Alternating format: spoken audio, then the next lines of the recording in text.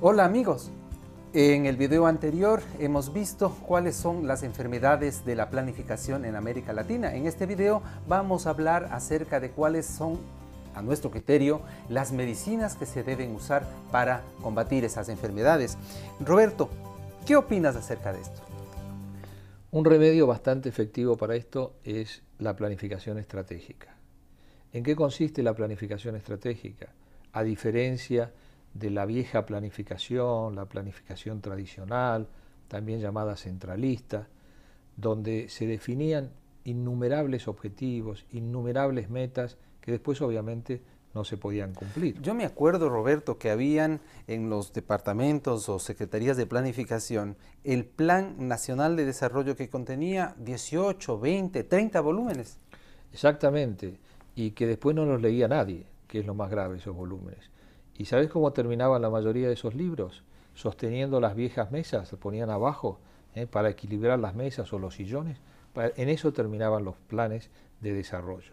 Entonces tenemos que ir a una planificación estratégica, pocos objetivos, 10, 12 objetivos principales, que sean cumplibles en el periodo que se está definiendo, 4 años, 5 años.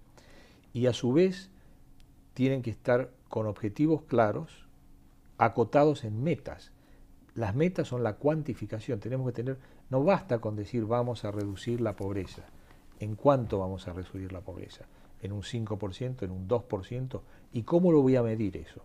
Los indicadores que estoy utilizando tienen la confiabilidad, tienen la calidad suficiente, porque si no podemos rápidamente hacer desaparecer pobres, por ejemplo, ¿no?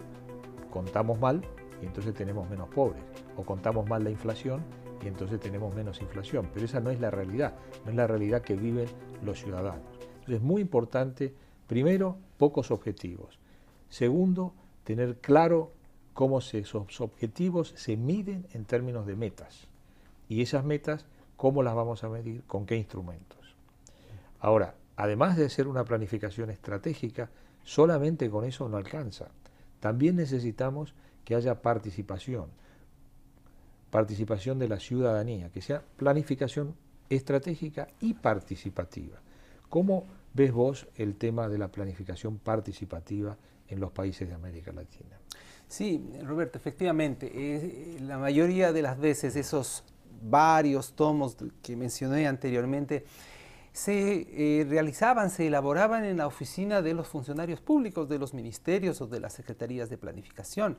Esa es una práctica inadecuada porque es muy importante que la sociedad civil participe en la elaboración de los planes de desarrollo, de los planes de los municipios o de los gobiernos subnacionales, debido a varios factores. En primer lugar, en la medida en que más participación social hay en la definición del plan, mayor legitimidad va a tener el plan. ¿Eso qué significa? Que mayor cantidad de actores van a apoyar la ejecución de las acciones que el alcalde o las autoridades necesitan realizar para lograr los objetivos del plan.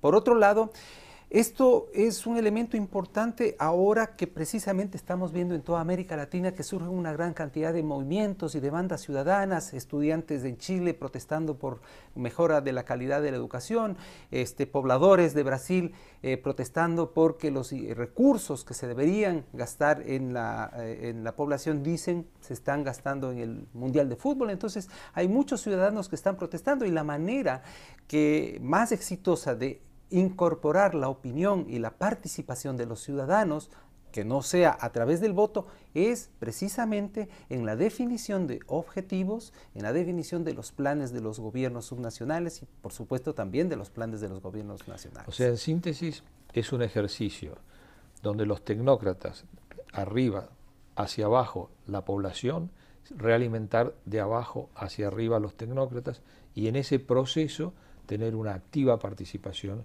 de la ciudadanía. Claro, es decir, que la planificación tiene que ser estratégica, pero a la vez tiene que ser participativa. Y hay un tercer elemento, tiene que ser operativo. Operativa, ¿cómo es este elemento, Roberto? En dos palabras, operativo significa que lo que planificamos tiene que tener los recursos, entendemos por recursos presupuestarios, de forma que esté alineada la planificación, armonizada la planificación con los recursos. Si solo hago un plan y no tengo en cuenta si los recursos están disponibles para llevar adelante y cumplir con esos programas y objetivos, más que un plan, es un sueño. Y tenemos que pasar o armonizar perfectamente la disponibilidad de recursos para que después no se genere también una frustración en la población debido a que se prometen muchas obras o muchos resultados y después no se alcanzan. Y muchas veces una salida bastante común es decir, bueno, lo que pasa es que no me dieron los recursos necesarios.